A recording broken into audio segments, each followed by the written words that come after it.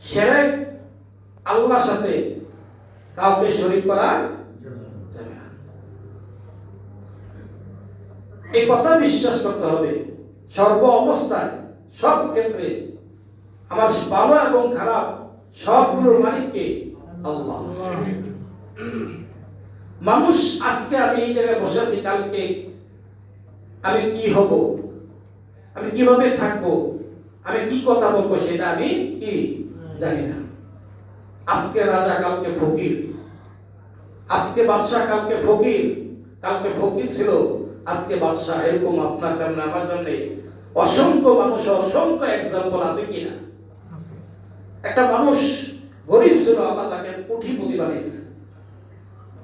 একটা মানুষ সাধারণ ছিল, তাকে আল্লাহ অসাধারণ বানিয়ে দিয়েছে। একজন অসাধারণ মানুষকে আল্লাহ সাধারণ বানিয়েছে। কত মানুষ দুনিয়াতে দেখছি, তার পিছনে সামনে কত মানুষ। এখন তার সামনে পিছনে দূরের কথা, তার সন্তান, তার স্ত্রী, পুত্র তার কাছে থাকে না। আছে কিনা? আছে কিনা? এইটা থেকে আমাদেরকে শিক্ষা নিতে হবে। আজকে আপনার বন্ধু-বান্ধবের অভাব নাই, কালকে কেউই থাকবে না। আবার আজকে কেউ নাই, কালকে মানুষের অভাব থাকবে না।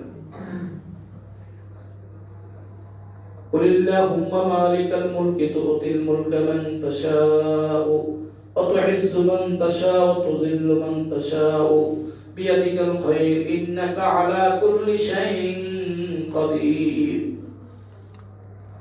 আল্লাহ বলতেছেন, তোমার ইজ্জত আর জিল্লতের মালিক কে? আল্লাহ। আমার কাছে চাইবে। তুমি ইচ্ছা করলেই তুমি ইজ্জত পাইবা না, যদি আমি তোমাকে কি না দেই, ইজ্জত না দেই।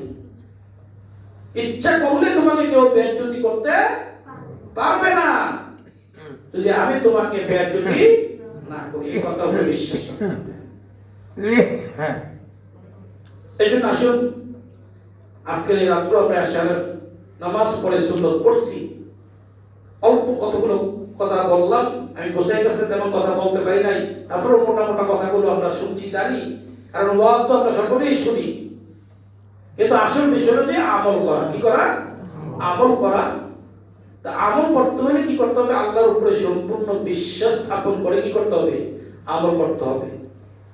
কিছু ছাড়লাম, কিছু করলাম, কিছু করলাম, কিছু ছাড়লাম। এই সারা সারি করা করি, এই সমস্ত সারা করা, এর মধ্যে এগুলো আল্লাহ পছন্দ করে না। এই জন্য আল্লাহ বলতেছেন, ইয়া আইয়ুহাল্লাযীনা আমানু আমিনু, তুমি পরিপূর্ণভাবে ইসলামে কি করো? প্রবেশ করো, পরিপূর্ণভাবে আমল করো, যদিও তাহা অল্প হয়। আখলিস দীনাকা ইয়াকফিকাল আমালুল কলিল। রাসূল সাল্লাল্লাহু আলাইহি সাল্লাম বলতেছেন, এক নাম্বার বিষয় হচ্ছে তুমি ঈমানটা কি করো? এক করো। ঈমান এক, আল্লাহর উপরে বিশ্বাস রাখো যে আল্লাহ আমাকে ধরবে। এই কথাটার উপরে কি করো? বিশ্বাস রাখো যে আল্লাহ আমাকে কি ছাড়বে না, আল্লাহ আমাকে কি ছাড়বে না। এই এক কথার উপরে বিশ্বাস করো। একটা কথার উপরে, একটা কথার উপরে বিশ্বাস করে কি করো? অল্প আমল করো। যে আমলগুলো আল্লাহ নির্দেশিত ফরজ আমলগুলো। কি আমলগুলো?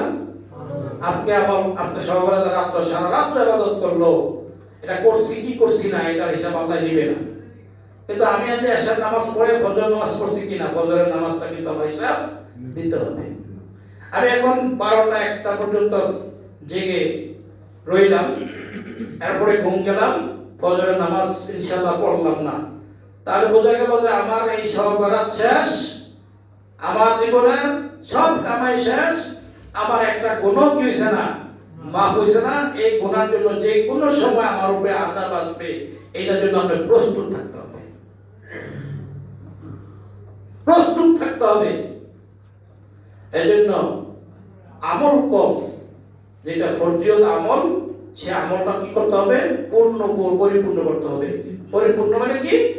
কমপক্ষে ফরজ নামাজগুলো, ফজরের নামাজ 4 রাকাত, জোহরের নামাজ কমপক্ষে 6 রাকাত নামাজ, কমপক্ষে কি 6 রাকাত। জোহরের নামাজ একদম যদি আমি না পারি 4 রাকাত, কয় রাকাত? 4 রাকাত, কমপক্ষে 4 রাকাত। কারণ ফরজ নামাজের থেকে আমি আপনি মাপ পাইব না। এই জন্য ফরজ নামাজ, জোহরের কমপক্ষে 4 রাকাত নামাজ আপনাকে, আপনি যদি হ্যাঁ, যত কঠিন অবস্থা থাকে ওই কঠিন অবস্থার ভিতরে আদায় করতে হবে। আসরে 4 রাকাত নামাজ, মাগরিবে 3 রাকাত নামাজ, এশার 4 রাকাত নামাজ, এই নামাজগুলো ফরজ। এই নামাজগুলো কি ফরজ? এইগুলো ছাড়া যাবে না। এগুলো কি ছাড়া যাবেই না। এগুলো ছাড়লে আমার মুসলমানিত্ব থাকবে না। এগুলো ছাড়লে কি আমার মুসলমানিত্ব থাকবে না। এটা ছাড়লে আমার ঈমান থাকবে না। ফরজ নামাজ ছাড়লে কি থাকবে না? ঈমান। রমজান মাসে রোজা ছাড়লে ঈমান থাকবে না। ফরজ নামাজ ছেড়ে দিলে ঈমান থাকবে না। সুন্নত নামাজ যদি আমি ছেড়ে দিই, ইচ্ছা করে ছেড়ে দিই, গুনাহগার হব। তবে কি বেঈমান হব না। কি হব? গুনাহগার হব। বুঝতে হবে, সুন্নত নামাজ ছেড়ে দিলে কি হব? গুনাহগার হব, কিন্তু বেঈমান হইতেন না। কিন্তু ফরজ নামাজ ছেড়ে দিলে কি হবে? বেঈমান হবে। ইসলাম মুসলমান এবং অমুসলমানের মধ্যে পার্থক্য কি? নামাজ। সেই নামাজ হলো ফরজ নামাজ। সেই নামাজটা কি? ফরজ নামাজ। আল্লাহ আমাদেরকে বোঝার তৌফিক দিন। আমিন। ওয়া আখিরু দাওয়ানা আলহামদুলিল্লাহি রাব্বিল আলামিন। 9টা বাজে।